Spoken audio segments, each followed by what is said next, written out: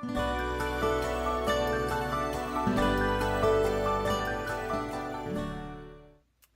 everyone, it is April the 22nd. It is really good to be with you on Read Through the Word today.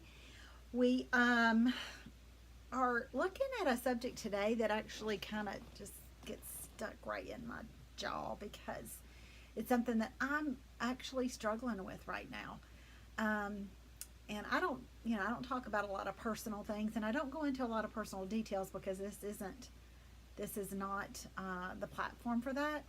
But I will say that there are times when, even when we know we're right and we are doing the right thing, things can go wrong. And that's where I am right now in a ministry decision that I've made.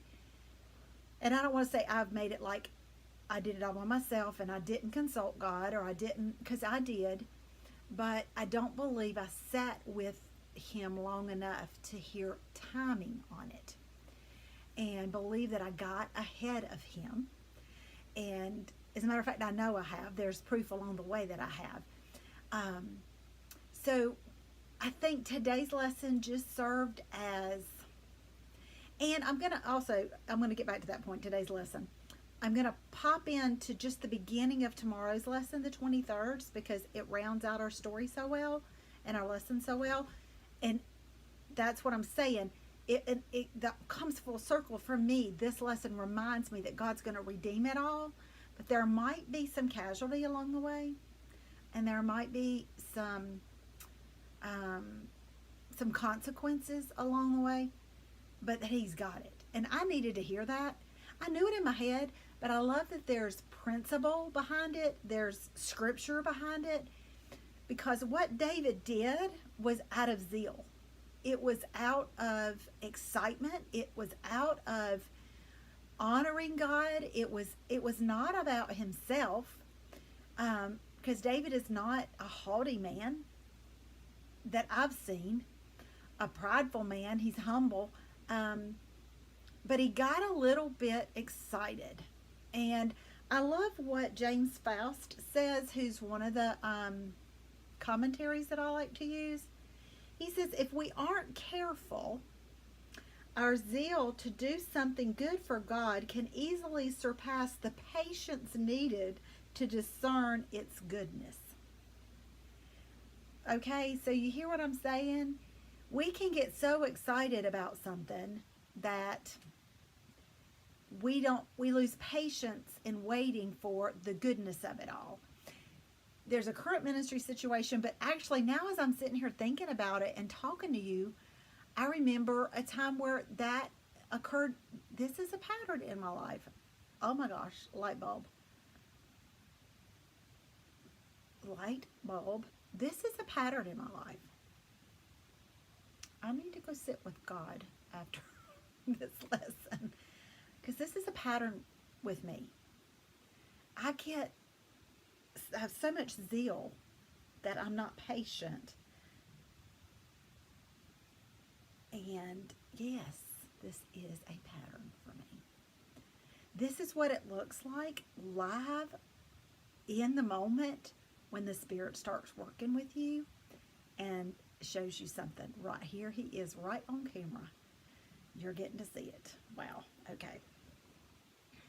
So, the Ark of the Covenant.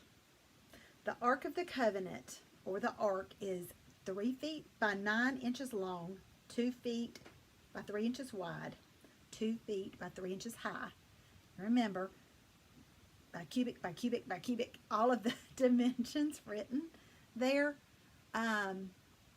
Back in Exodus, and when Moses was getting all the instructions for the tabernacle and the elements of the tabernacle and the things that would go in there.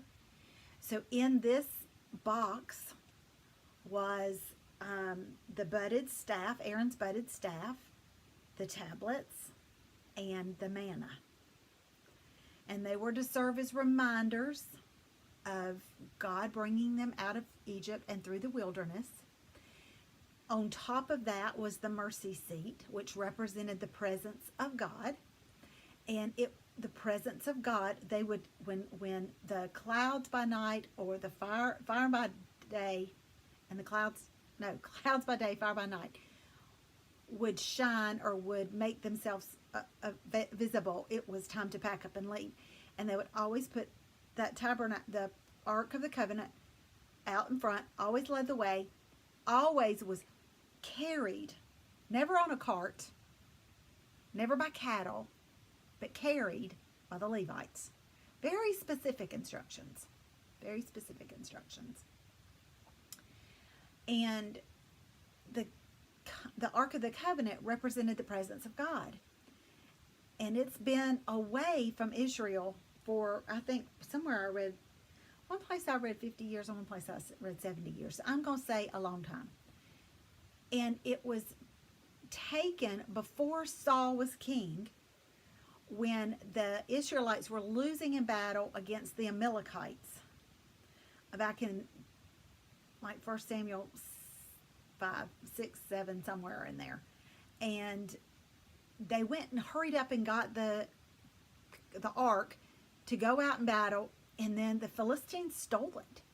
And they kept moving it from place to place, and then there were plagues, and there were this and that, and this and that, and this and that.